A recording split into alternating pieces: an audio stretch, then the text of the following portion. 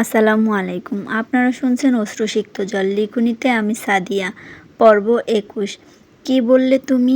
Next time তুমি আমাকে gift দিবে, এরকমটা আর কখনো করবে না। আমি আর তোমার কোনো গিফট নিতে চাই না। কেন চাঁদনি, আমরা কি ভালো বন্ধু না? হ্যাঁ, আমরা ভালো বন্ধু। তুমি কি ক্লাসের সব ফ্রেন্ডদেরকে গিফট দিয়ে থাকো? না, সবাই তো আমার ভালো বন্ধু না। আমি সবাইকে ভালো বন্ধু ভাবি না, শুধু তোমাকে ছাড়া। কিন্তু সবাই আমার কাছে যেমন, তুমিও আমার কাছে ঠিক তেমনটাই। চাঁদনি, এটা আবার কেমন কথা? আমি ভালোবেসে তোমাকে কিছু দিতে চাইলে তুমি নিবে না? তুমি যদি আমাকে আর কোনো গিফট দাও তাহলে তোমার আর আমার বন্ধুত্ব সেখানেই শেষ। এই বলে চাঁদনি হাঁটতে শুরু করলো। এই চাঁদনি, দাঁড়াও দাঁড়াও। চাঁদনি আর পেছন ফিরে তাকালো না। কালকে পর্যন্ত তো সব ঠিকই ছিল, আজকে আবার চাঁদনির কী হলো কে জানে।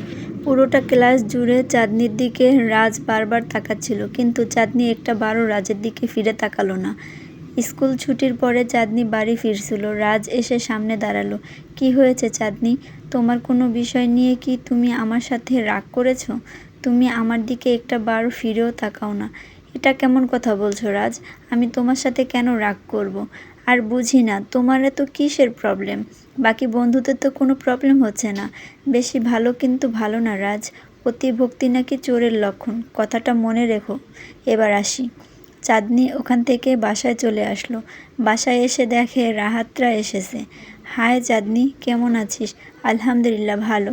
চাঁদনি রুমের ভেতর প্রবেশ করতে করতে খালামণিকে জিজ্ঞেস করছে, খালামণি আপনি কেমন আছেন? এই তো মা, আমিও ভালো আছি। খালামণি, আমি ড্রেস চেঞ্জ করে ফ্রেশ হয়ে আসছি। যা ফ্রেশ হয়ে আয়, একসাথে খাবো মা। দুপুরে সবাই একসাথে খাবার টেবিলে বসে খাবার খাচ্ছে। চাঁদনিকে জিজ্ঞেস করছে, কয়েক মাস পরেই তো তোর এসএসসি পরীক্ষা, তা পড়াশোনা কেমন চলছে? পরীক্ষার প্রিপারেশন ভালো তো? হ্যাঁ, সবটাই ভালো। খাওয়া শেষ করে চাঁদনি বিকেলবেলা পুকুর পাড়ে ফুল গাছগুলোকে পানি দিচ্ছে। রাহাত পেছন থেকে এসে বলল, চাঁদনি তোর দিনকাল কেমন চলছে? ভালোই তো। তা কেমন ভালো? কেমন ভালো মানে কি? না, তোকে এখন আমার কাছে অন্যমনস্ক লাগে। কোনো কথা জিজ্ঞেস করলে তোর মনোযোগটা থাকে না। কই, আমি তো ওরকম কিছু অনুভব করছি না। আমি আসার পর থেকে খেয়াল করছি তুই আমাকে একটু এড়িয়ে চলিস।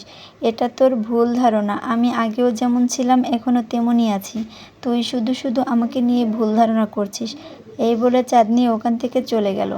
চাঁদনি, তোর রহস্য উদ্ঘাটন তো আমি করবই। পেছন থেকে নানা এসে রাহাতের কাঁধে হাত রাখলো। তা নানা ভাই, বয়স তো হয়েছে, বিয়ে শাদির কথা কিছু ভেবেছ? না নানা ভাই, ভাবি নাই সেরকম কিছু। সুন্দরী মেয়ে কোথায় পাবো যেরকম মেয়ে পছন্দ করি? মেয়েরা তো আর সরল মনের কথা বুঝে না। তা নানা ভাই, তোমার কেমন মেয়ে পছন্দ? থাক না নানা ভাই এসব কথা। কেন নানা ভাই, লজ্জা পাচ্ছ? চলো নানা ভাই, তোমাকে আমার নতুন মৎস্য খামারটা দেখাই। নানা নাতি এই গল্প করছে আর হাসছে। তা নানা ভাই, ব্যবসা বাণিজ্য চাকরি বাকরি নিয়ে কিছু ভাবলে? না নানা ভাই, ওসব আমার ভালো লাগে না। সে কি নানা ভাই, নিজের পায়ে না দাঁড়ালে মেয়ের বাবা মা কি করে কন্যাদান করবে শুনি? কথাগুলো যখন দুজনে বলছিল তখন চাঁদনি পাশেই ছিল। রাহাত চাঁদনির দিকে তাকিয়ে বলল, ভাগ্য যদি কেউ থাকে তাহলে এমনিতেই আসবে। চাঁদনি ও এক নজরের জন্য রাহাতের দিকে তাকালো। রাতে খাওয়া দাওয়া শেষ, সবাই বসে একটু গল্প করছে। চাঁদনি আর রাত্রি পড়তে বসেছে। গল্পর আসর ছেড়ে রাহাত চাঁদনিদের সামনে গিয়ে দাঁড়ালো। রাত্রি বলল, ভাইয়া কিছু বলবে? না, বলবো না। চাঁদনি রাত্রিকে তাড়া দিয়ে বলল, তাড়াতাড়ি পড়া শেষ কর, 10টা বেজে গেছে, শুতে হবে। রাহাত চাঁদনিকে বলল, 10টার মধ্যেই কি তোমরা ঘুমিয়ে পড়ো? রাত্রি একটু চাঁদনির দিকে তাকালো। চাঁদনি বলল, বিছানায় শুতে শুতে মানুষের ঘুম চলে আসে না, যখন চোখে ঘুম চলে আসে তখনই ঘুমিয়ে পড়ি। রাহাত এখন যা, শুয়ে পড়। রাহাত চুপচাপ সেখান থেকে চলে আসলো। রাহাতের রুমের জানালাটা খোলা ছিল। চাঁদনি রাহাতের রুমের পাশ দিয়ে আঞ্জুমান বেগমের রুমে গেল। তার মায়ের কাছ থেকে ফোনটা নিয়ে এসে আবার নিজের রুমে গেল। এত রাতে চাঁদনি ফোন দিয়ে কি করবে? তার মানে আমি যে সন্দেহটা করেছিলাম সেটাই সত্যি? ও রাত জেগে কারো সাথে কথা বলে। রাহাত নিজের বিছানায় বসে রইল। রাহাতের পাশাপাশি রুমটাই চাঁদনি আর রাত্রির।